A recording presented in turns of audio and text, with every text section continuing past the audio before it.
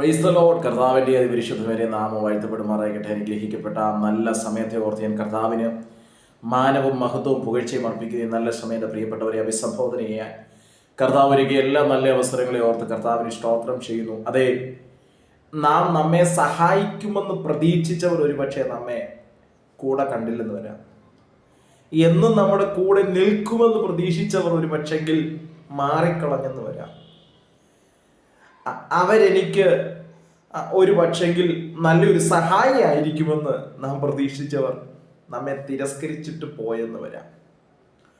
ഇന്ന് ഇങ്ങനെയൊക്കെ ഉണ്ടായെങ്കിലും ഒരുപക്ഷെ ഇങ്ങനെയുള്ള ചില സിറ്റുവേഷനിലൂടെ കടന്നു പോകുന്നവരായിരിക്കാം നാം ഏവരും. ദൈവത്തിൻ്റെ പരിശുദ്ധാത്മാവിന് നിങ്ങളോട് പറയാൻ ഒരു ദൈവിക ദൂതുണ്ട്. 1 രാജാക്കന്മാരുടെ പുസ്തകം 18-ാം അധ്യായം അതിൻ്റെ 46-ാമത്തെ വേദഭാഗം. എന്നാൽ യഹോവയുടെ കൈ ഏലിയാവിന്മേൽ വന്നു, അവൻ അരമുറുക്കിയും കൊണ്ട് ഇസ്രായേലിൽ എത്തും വരെ ആഹാബിന് മുമ്പായി ഓടി. ദൈവത്തിന് സ്തോത്രം. വളരെ സുപരിചിതമേറിയ ഒരു തിരുവചന ഭാഗമാണ് നാം വായിച്ചു കേട്ടത്. ഏലിയാവിന്റെ ചരിത്രം പരിശോധിക്കുമ്പോൾ 17-ാം അധ്യായത്തിൽ തിശ്ബിയിൽ നിന്നുള്ള തിശ്ബിനായ ഏലിയാവ് എന്ന് പറഞ്ഞു തുടങ്ങി കൊട്ടാരത്തിൽ കയറി രാജാവിനോട് ദൂത് പറഞ്ഞ ദൈവമനുഷ്യൻ അതേ കർമ്മേലിന്റെ മലമുകളിൽ അശേരിയുടെയും ബാലിന്റെയും പ്രവാചകന്മാരെ വെട്ടി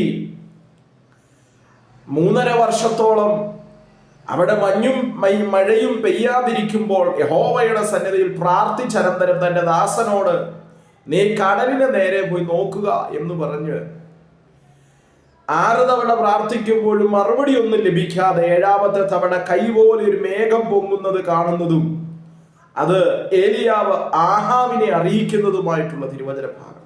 ദൈവത്തിന് സ്തോത്രം. 44-ാമത്തെ വേദഭാഗമാണ്.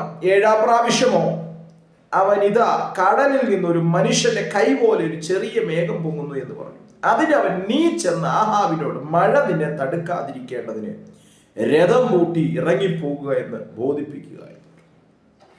അതെ, ആഹാബ് രഥം പൂട്ടി മഴ നിന്നെ തടുക്കാതിരിപ്പാൻ പൊയ്ക്കോളുവാൻ പറഞ്ഞ് ഒരു പക്ഷെങ്കിൽ നല്ലൊരു കാര്യം അവനെ അറിയിച്ചനന്തരം ആ രഥത്തിൽ ഏലിയാവിനെയും കൂടെ ഉണ്ടായിരുന്ന വ്യക്തിയെയും കൊണ്ടുപോകുമെന്ന് ഒരു പ്രതീക്ഷ ഒരു പക്ഷെങ്കിൽ ഉണ്ടായിരുന്നിരിക്കും. പക്ഷെ അടുത്ത വാക്യത്തിൽ നാം വായിച്ച വേദഭാഗത്തിൽ ക്ഷണത്തിൽ സ്തോത്രം ആകാശവും മേഘവും കാറ്റുകൊണ്ട് കറുത്തു, വൻമഴ പെയ്തു, ആഹാബ് രഥം കയറി ഇസ്രായേലിലേക്ക് പോയി.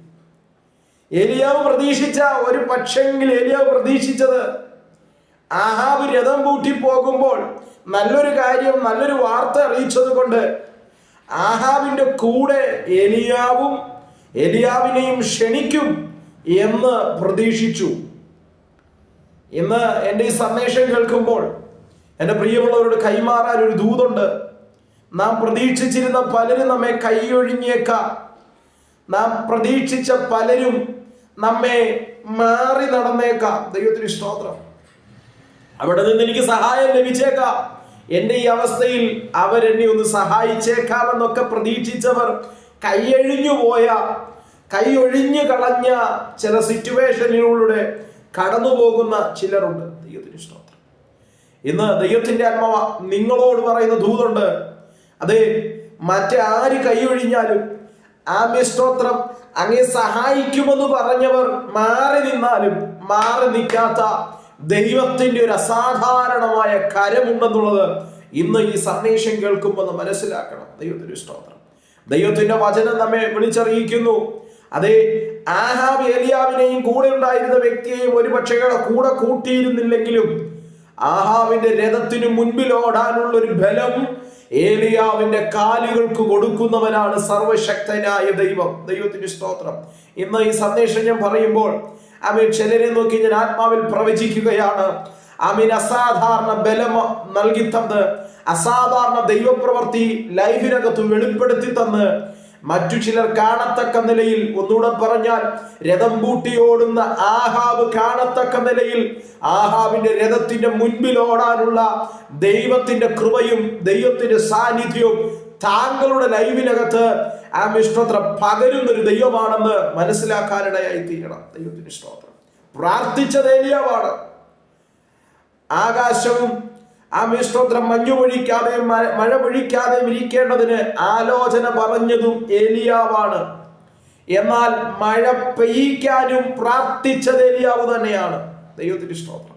അതേ പ്രിയമുള്ളവരെ, നാം പറഞ്ഞാൽ, നാം പ്രാർത്ഥിച്ചാൽ, നാം കൽപ്പിച്ചാൽ, വിശ്വാസത്തോടെ ചിലതിനെ പ്രഖ്യാപിച്ചാൽ, ചിലത് നടക്കുവാൻ, ചില സംഭവങ്ങൾ നടക്കുവാനും ചിലത് മാറിപ്പോകുവാനും ഇടയായിത്തീരും. എന്നെ കേട്ടുകൊണ്ടിരിക്കുന്ന എൻ്റെ മാതാപിതാക്കളെ, സഹോദരങ്ങളെ, ഇന്ന് താങ്കളുടെ അധരങ്ങളെ ചലിപ്പിച്ച് വിശ്വാസത്തിൽ നിന്നുകൊണ്ട് ചിലത് അങ്ങയുടെ കുടുംബത്തെ നോക്കി, തന്റെ പേഴ്സണൽ ലൈഫിനെ നോക്കി ചിലത് കൽപ്പിക്കാൻ തയ്യാറാകുന്നെങ്കിൽ, കഴിഞ്ഞ നാളുകളിൽ മുടങ്ങിപ്പോയ ചിലത്, കഴിഞ്ഞ നാളുകളിൽ നഷ്ടമായി പോയെന്ന് പറഞ്ഞ ചിലത് മടങ്ങി വരുവാനും മടക്കി തിരികെ പ്രാപിക്കുവാനും, അതേ നമ്മെ തകർത്ത് കളയുവാൻ ആഞ്ഞടിച്ച ചിലതിനെ വഴിമാറ്റി വിടുവാനും വിശ്വാസത്താൽ കൽപ്പിക്കുന്ന വാക്കുകൾക്ക് കഴിയും. അതെ, ഈ പദങ്ങൾ ഞാൻ പറഞ്ഞുകൊണ്ടിരിക്കുമ്പോൾ നിങ്ങളായിരിക്കുന്ന ഇരിപ്പിടത്തിൽ ഇരുന്നു കൊണ്ട് വിശ്വാസത്താൽ ചിലത് കൽപ്പിക്കാൻ തുടങ്ങണം. അതെ, ചിലത് മുടക്കിക്കളഞ്ഞത്, ചിലത് നാശനഷ്ടം വിതച്ചത്, ചിലത് ഒതുക്കിക്കളഞ്ഞത്, ഞെരുക്കിയതിനെ ഇന്ന് വിശ്വാസത്താൽ ചിലത് പ്രഖ്യാപിക്കാൻ തുടങ്ങണം. എൻ്റെ ദൈവത്താൽ ഞാൻ ജയം പ്രാപിക്കുവാനിടയായി തീരും. എൻ്റെ ദൈവത്താൽ ഞാൻ മുൻപോട്ട് പോകുവാനിടയായി തീരും. ആരും സഹായിച്ചില്ലെങ്കിലും, ആരും കരുതിയില്ലെങ്കിലും, എന്നെ കരുതുന്ന, എന്നെ സഹായിക്കുന്ന, എനിക്ക് ബലം തരുന്ന സർവശക്തനായ ദൈവമുണ്ടെന്ന് അതരത്തെ ചലിപ്പിച്ചു പറയാൻ തുടങ്ങണം. ദൈവത്തിന് സ്തോത്രം ചെയ്യുന്നു. നമ്മുടെ പ്രതീക്ഷ നമ്മുടെ ഒപ്പമുള്ള മനുഷ്യർ നമ്മെ സഹായിക്കുമെന്ന്, നമ്മുടെ പ്രതീക്ഷ അവരിൽ നിന്ന് എന്തെങ്കിലും ലഭിക്കുമെന്ന്. പല വാതിലും മുട്ടി, പലരോടും സ്തോത്രം സഹായം ചോദിച്ചു. പക്ഷെങ്കിൽ അവിടെയൊന്നും ലഭിക്കാതെ, അവിടെയൊന്നും സഹായങ്ങൾ ലഭിക്കാതെ, അവിടെയൊന്നും സ്തോത്രം അവർ തിരിഞ്ഞുപോലും നോക്കാതെ, ശ്രദ്ധിക്കാതെ ഇരുന്ന ചില സാഹചര്യങ്ങൾക്കകത്തുനിന്ന് ദൈവത്തിന്റെ ആത്മാവ് ഇടപെടുന്നത് സ്തോത്ര കാലുകൾക്ക് ബലം പകർന്ന് ഓടുവാനുള്ള ശക്തി പകർന്ന് ദൈവത്തിന്റെ പ്രവൃത്തി എനിക്ക് വേണ്ടിയും നമ്മൾക്ക് ഓരോരുത്തർക്ക് വേണ്ടിയും വെളിപ്പെടുത്തുന്ന ദൈവമാണ് നമ്മുടെ ദൈവം. ദൈവത്തിന് സ്തോത്രം. പ്രാർത്ഥിച്ചത് ഒന്ന്, ആഹാബ് പറഞ്ഞ വാക്ക്, ഏലിയാവ് പറഞ്ഞ വാക്ക് ശ്രദ്ധിക്കണം.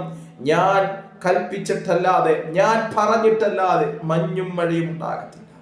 രണ്ട്, അതേ ഏലിയാവ് പ്രാർത്ഥിക്കുകയാണ്. അതേ മഴ പെയ്യ്ക്കുവാൻ വേണ്ടി, മഴ ഭൂമിയിലേക്ക് പെയ്യ്ക്കുവാൻ വേണ്ടി ദൈവസന്നിധിയിൽ പ്രാർത്ഥിച്ചു.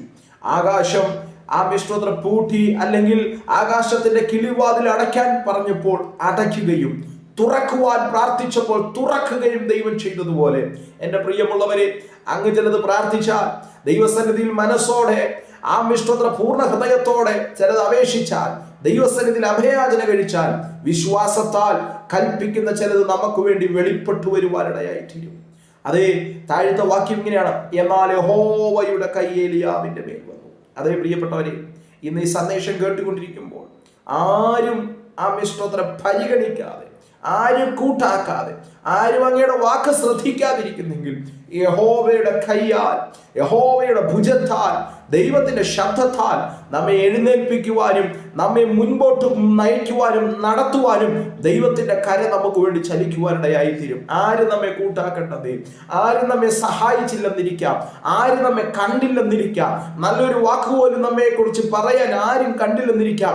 പക്ഷെ ദൈവത്തിന്റെ പരിശുദ്ധാത്മ പറയുന്നു, യഹോവയുടെ കൈ ഏലിയാവിന്റെ മേൽ വന്നതുപോലെ, അതേ ദൈവത്തിന്റെ കരത്തിന്റെ വല്ലഭത്വവും സ്തോത്രം അനുഗ്രഹങ്ങളും നമ്മുടെ മേൽ വെളിപ്പെടുത്തുവാൻ ദൈവത്തിന് കഴിയും. അടുത്തത് പറയുന്നു, അവൻ അരമുറുക്കിയും കൊണ്ട് ഇസ്രായേൽ എത്തും വരെ ആഹാബിന് മുമ്പായി ഓടുന്നു. ദൈവത്തിന് സ്തോത്രം.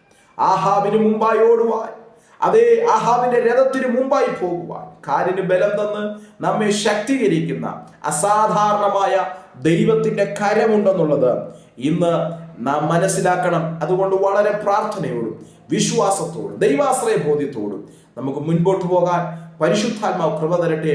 God bless you. കർത്താവ് വചനങ്ങളാൽ നമ്മെ അനുഗ്രഹിക്കുമാറാകട്ടെ.